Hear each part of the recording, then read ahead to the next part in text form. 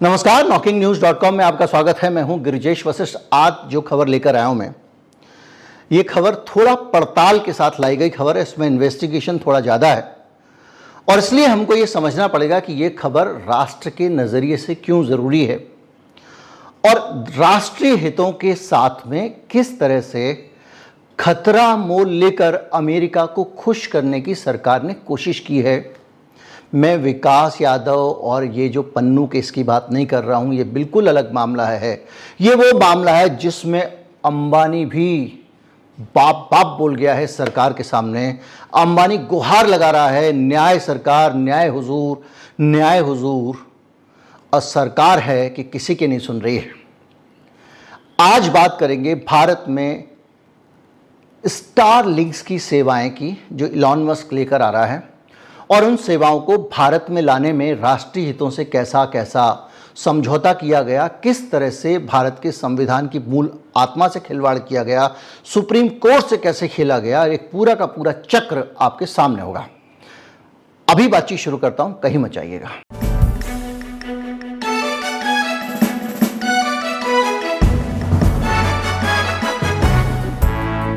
बातचीत पहले शुरू करते 2G घोटाले से। 2008 में आपको याद होगा 2G के स्पेक्ट्रम अलॉट किए गए थे। तब की सरकार थी मनमोहन सिंह जी की, तो उन्होंने ये किया था कि पहले आओ पहले पाओ के आधार पर स्पेक्ट्रम दिए थे। सैकड़ों कंपनियां आईं, उन्होंने 2G के लाइसेंस ले लिए 2G सेवाएं प्रदान करने के।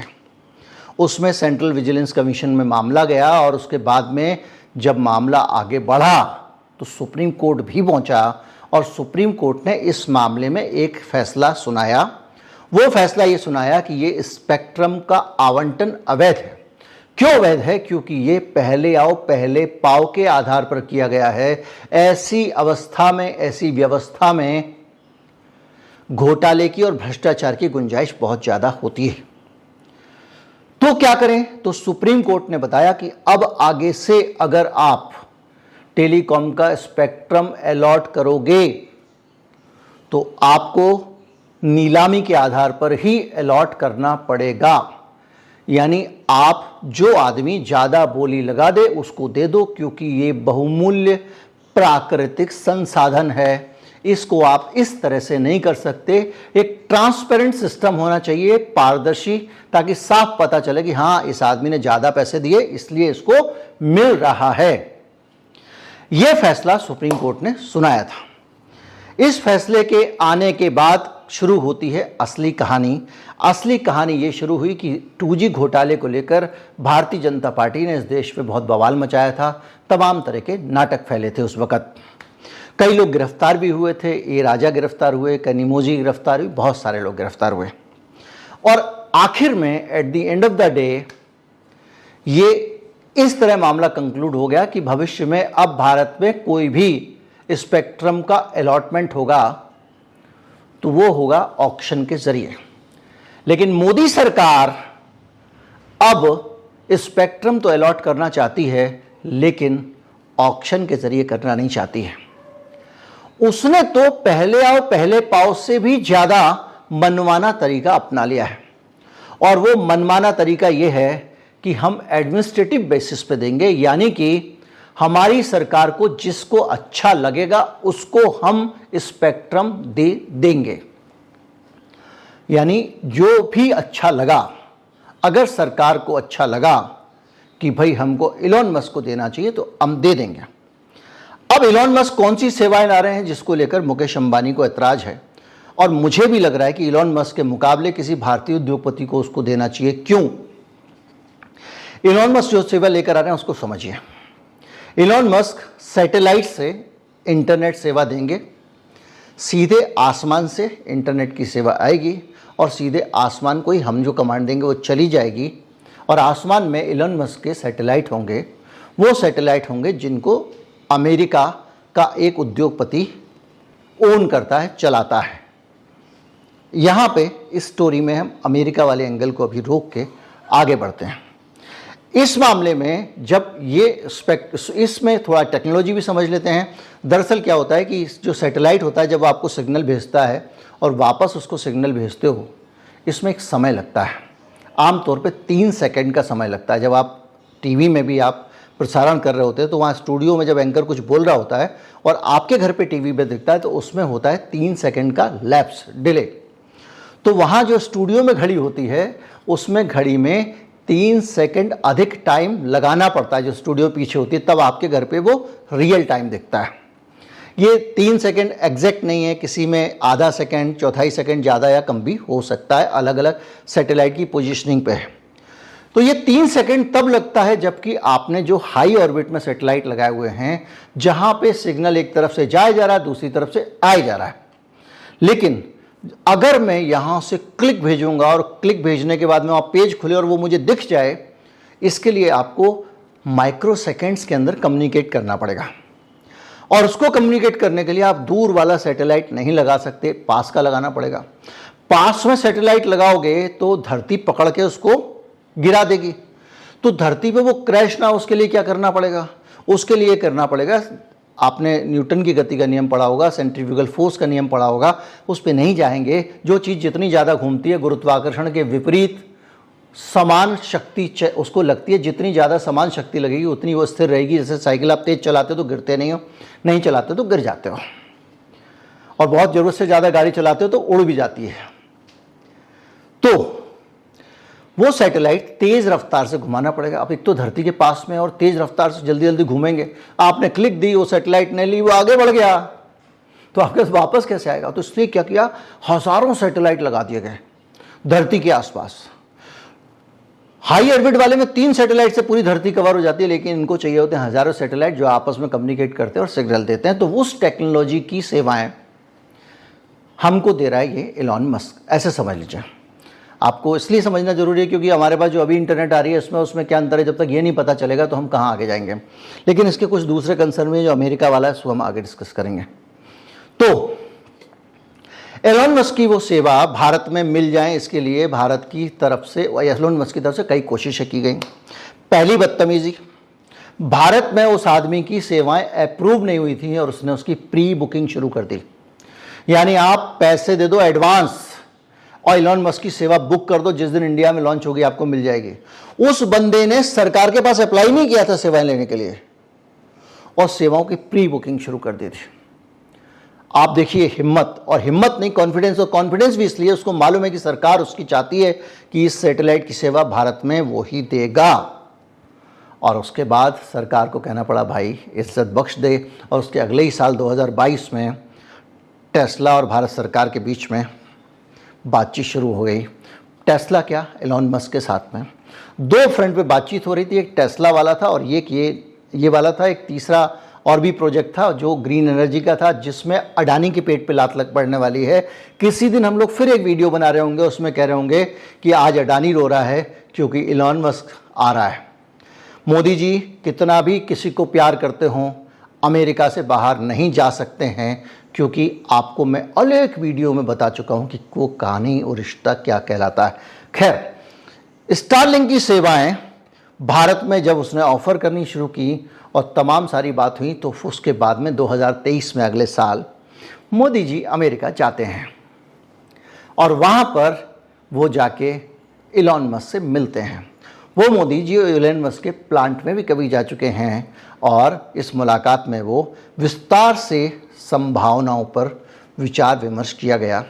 वहाँ से आते हैं, ये जून का महीना है 2023 का। पिछले साल वाला मामला याद कीजिए, जब प्रेस कॉन्फ्रेंस में पत्रकारों ने कठिन सवाल पूछ लिए थे मोदी जी से और उनको जवाब देना मुश्किल हो गया था, वो तमाम तरह विवाद हुआ था। ये उसी विजिट का मामला है, जून 23 की। और इसमें 23 के ही अक्टूबर में आप सोचिए कैसे तेजी से घटनाक्रम बदल रहा है और सब कुछ उसके पक्ष में होता जा रहा है। इंटरनेट सेवा को लेकर सरकार कहती है कि भैया सुरक्षा चिंताओं को लेकर जोर दिया जाता है और अतिरिक्त नियम बनाए जाते हैं। यानी जब आप नियम बना रहे हो उसके आने के हिसाब से, यानी सरकार तैयारी कर रही है। मोदी जी गए हैं, वहाँ कुछ बातचीत हुई है, कुछ निर्देश मिला है या कुछ डील हुई है, वो हम नहीं जानते हैं। उसके बाद आने के बाद नियम बनाए जाते हैं और नवंबर 23 में भारत का जो कानून है टेलीकम्युनिकेशन एक्ट 2023, जो थेक में पूरे बहुत सारे कानून पास किए गए थे ना संसद में, याद है जब सारे के सारे विपक्ष को बाहर निकाल दिया गया था, उसमें रख के ये कानून भी पास कर दिया गया और इसमें ये साफ कर दिया गया कि राष्ट्रीय सुरक्षा, रक्षा और आपातकालीन सेवाओं के लिए जो स्पेक्ट्रम होगा उसका ऑक्शन नहीं होगा, यानी उसकी नीलामी नहीं होगी। उस ऑक्शन को, उस स्पेक्ट्रम को एडमिनिस्ट्रेटिव बेसिस पे दे दिया जाएगा, यानी सरकार जिसको चाहेगी उसको दे देगी। कानून बदल दिया गया।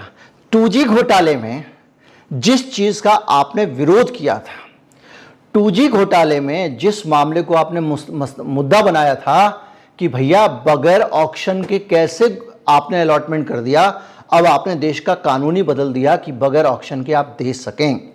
उसके बाद इसमें बहुत सारी बातें शुरू हुई और ये एक अपने आप में लैंडमार्क चीज़ थी कि भारत में अब सरकार किसको दे दे ये भी अब तय हो गया कि सरकार जिसको चाहे दे दे। कानून बदल दिया गया देश का। अब आप सोचिए, अब ऑक्शन नहीं होगा अगर सुरक्षा से, अगर मैं जो 3 चीज़ें लगाई हैं वो एलन मस्क पर लागू होती हैं।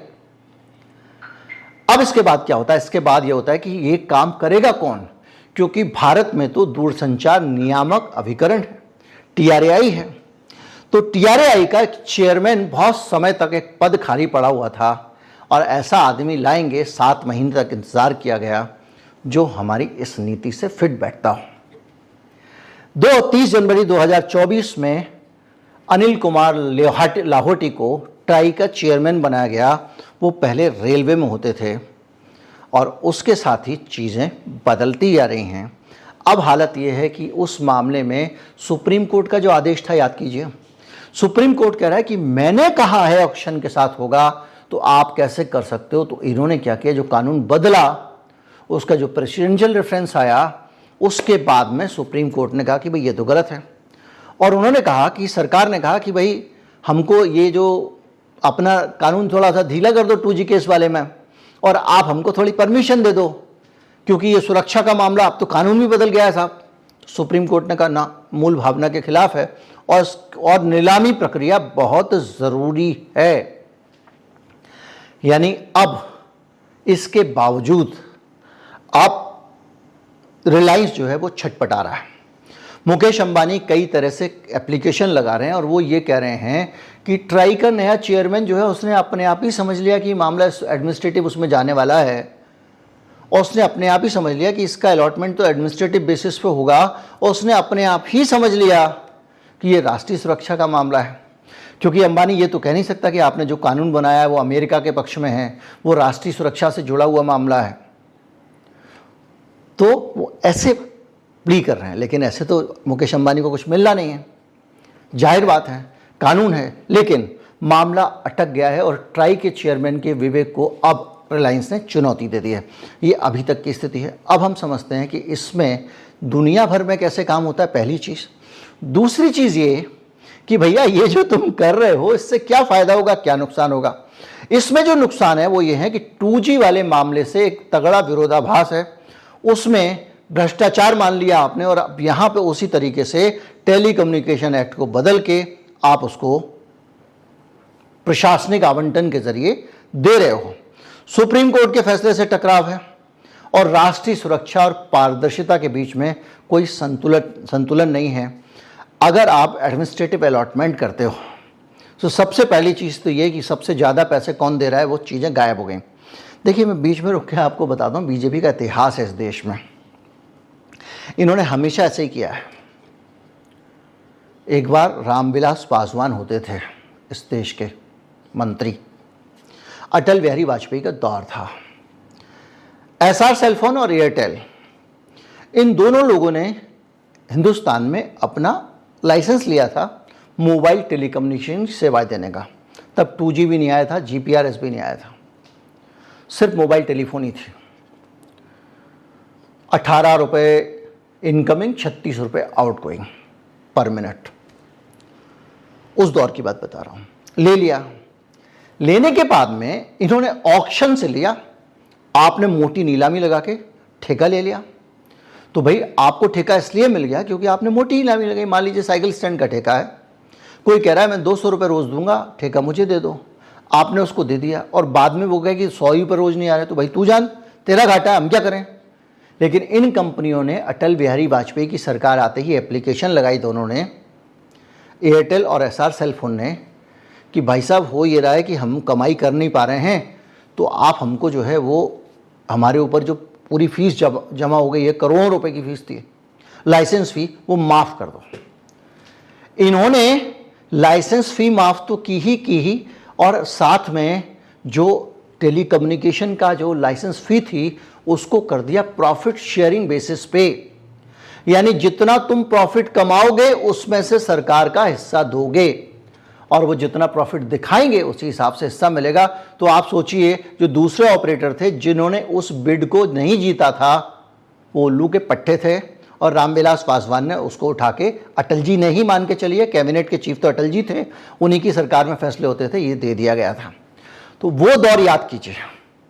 और ये लोग 2G घोटाला करने की बातें करते थे और आज फिर वो स्थिति बन रही है।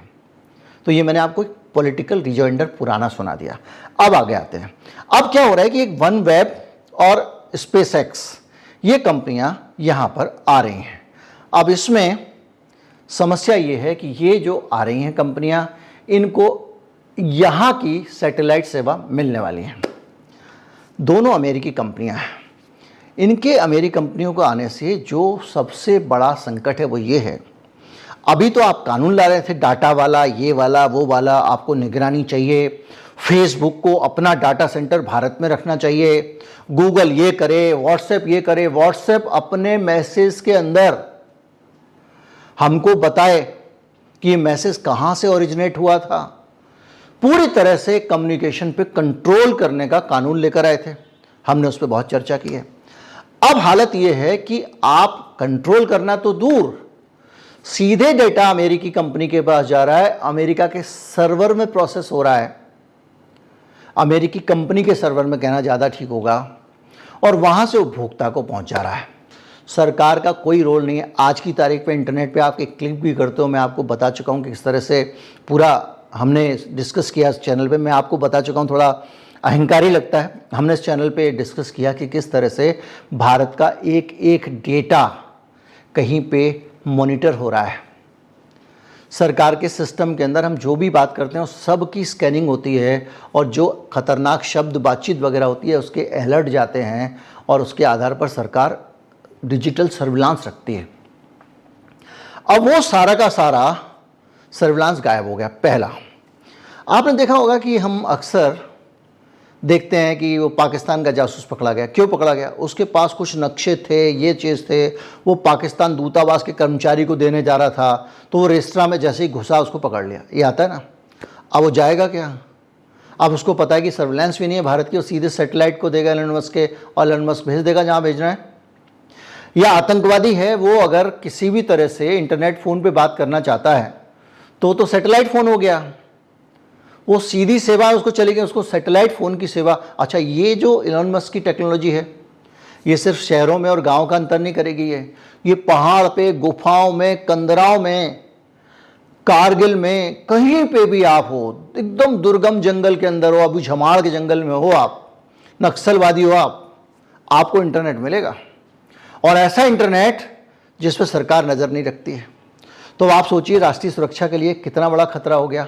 दूसरा खतरा ये कि हमारे देश का जो डाटा है वो डाटा आज जो सर्विलांस हमारा सिस्टम, हमारा मिलिट्री इंटेलिजेंस और दूसरे लोग कर रहे हैं, वो सर्विलांस अमेरिका कर रहा होगा। मेरे डाटा में मैं क्या कम्युनिकेट कर रहा हूँ, रक्षा मंत्रालय क्या कम्युनिकेट कर रहा है, विदेश मंत्रालय क्या कम्युनिकेट कर रहा है, अगर वो इन सेवाओं का इस्तेमाल करते हैं तो वो देख रहे होंगे। अब आप कहेंगे ऐसे थोड़ी कोई किसी का डाटा खोल के पढ़ लेगा, सजा नहीं हो जाएगी। तो मैं आपको केस सुनाता हूँ। याद कीजिए, अमर सिंह का टेप कांड हुआ था।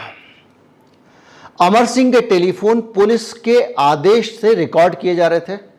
उसके पास जो नंबर था वो अनिल अंबानी की कंपनी का था, और वो टेप अनिल अंबानी की कंपनी का नंबर था। और अनिल अंबानी को सोचिए, जो उस कंपनी का मालिक है, उसको ये सूचना जाती है कि तुम्हारे दोस्त अमर सिंह के टेप तुम्हारे सरकार रिकॉर्ड करवा रही है, और ये सूचना वो अनिल अंबानी अमर सिंह को दे देता है। सरकार के अधिकारी, पुलिस जो फ़ोन रिकॉर्ड करा रही है वो रिकॉर्डिंग की सूचना वो कैसे दे सकती है टेलीकॉम कंपनी? लेकिन दोस्त था मालिक का तो दे दिया, तो वो यहां पे भी तो लागू होगा। अब आप कहेंगे कि वो तो ऐसा वैसा, वो ठीक है, झूठी पुलिस बन गई, कोई रिकॉर्ड करा रहा था, पुलिस के झूठे आदेश भेजे गए थे, वो एक अलग बात है। तो आज वही सीन यहां पर भी तो है भैया। इलॉन मस्क जो है वो और अमेरिका, वो उस कम्युनिकेशन पे नजर भी रख सकते हैं। क्या अनिल अंबानी रख सकता है तो वो क्यों नहीं रख सकते हैं? और वो उसके जरिए हम पूरी तरह से, हमारा जो कंट्रोल है भारत का, ऐसे समझिए कठपुतली के पांचों तार, इसीलिए अमेरिका मोदी जी को बोल रहा है कि आप अपने यहां पे ये करो, और ये कर रहे हैं क्योंकि इनको पता है कि मैंने नहीं किया सरकार बदल सकती है। ये एक जनरल इंप्रेशन है कि अमेरिका भारत में इस तरह के काम करता रहता है। मुझे भी ऐसा लगता है, मैं ये नहीं कह रहा हूं उसके तौर पे, लेकिन जिस तरह से अमेरिकी सरकारों के सामने सिट्टी पुट्टी गम हो जाती है, जिस तरह से हमने देखा कि हमारे रॉ के एक अधिकारी को सौंप क्या दिया गया अभी भारत में, लेकिन हमने स्वीकार कर लिया उसका गुनाह, और उसका फायदा उठा के कनाडा भी बोल रहे हैं निज्जर वाले मामले में। तो ऐसी परिस्थितियां क्यों आए भैया? तो हम क्यों किसी विदेशी कंपनी के जरिए कम्युनिकेट करें? आप रिलायंस पे कंट्रोल तो कर सकते हो क्योंकि वो भारत से ऑपरेट कर रहा है। आप अमेजॉन के वन नेट को कैसे कंट्रोल कर सकते हो? आप एलोन मस्क को कैसे कंट्रोल कर सकते हो? और उनको दे रहे हो और कानून बदल के दे रहे हो, यानी उनको ऑक्शन भी नहीं करना है, मतलब उनको देना ही देना है, सरकार ने तय कर लिया उनको देना है। तो कोई ये नहीं कह पाएगा कि सरकार ने क्यों दिया, एडमिनिस्ट्रेटिव रीजन से दिया, ट्रांसपेरेंसी है ही नहीं। भाई वो ज्यादा पैसे देने वाला था, जब कोई जरूरी नहीं है वो ज्यादा पैसे दे। कानून ये कहता है, 2023 में हमने कानून बदल दिया संसद में, हमारे सामने रखा हुआ है। इसके अलावा साइबर जासूसी और विदेशी एजेंसियों द्वारा डाटा एक्सेस का स्कोप बहुत ज्यादा बढ़ जाएगा।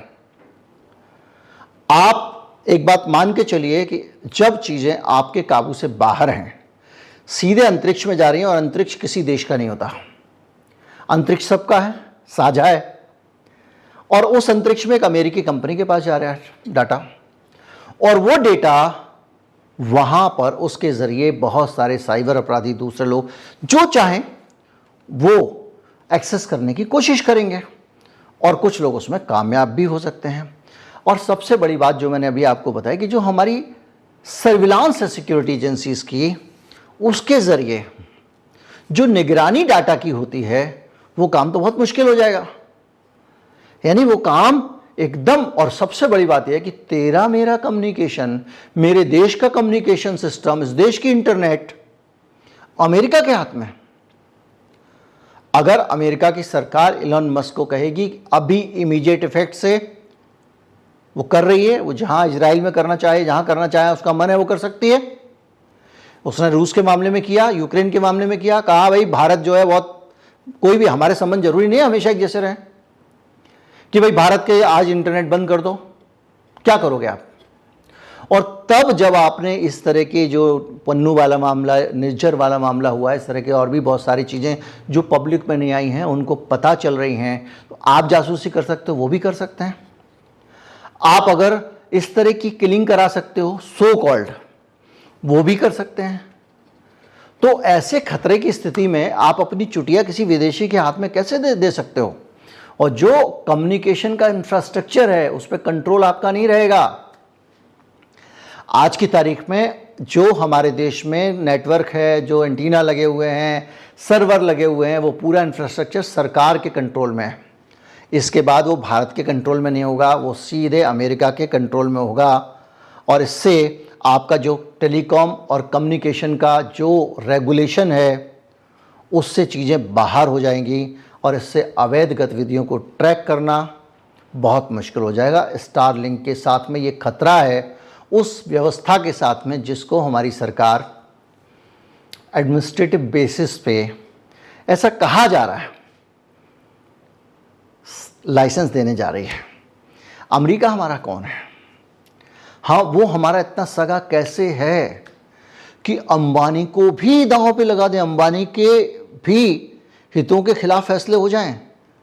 और याद रखिए, अडानी का नंबर इसलिए आएगा क्योंकि यही आदमी इलॉन मस्क ग्रीन एनर्जी में भी आना चाहता है। यही इलॉन मस्क ऑटोमोबाइल में भी आ सकता है, आने वाला है, आ नहीं सकता है। ऑटोमोबाइल में एक अलग कहानी है भारत सरकार की। भारत सरकार पहले अड़ गई, फिर झुक गई, फिर छूट दे दी, फिर रिबेट दे दी, बहुत कुछ हुआ है, उस पर कभी और चर्चा करेंगे।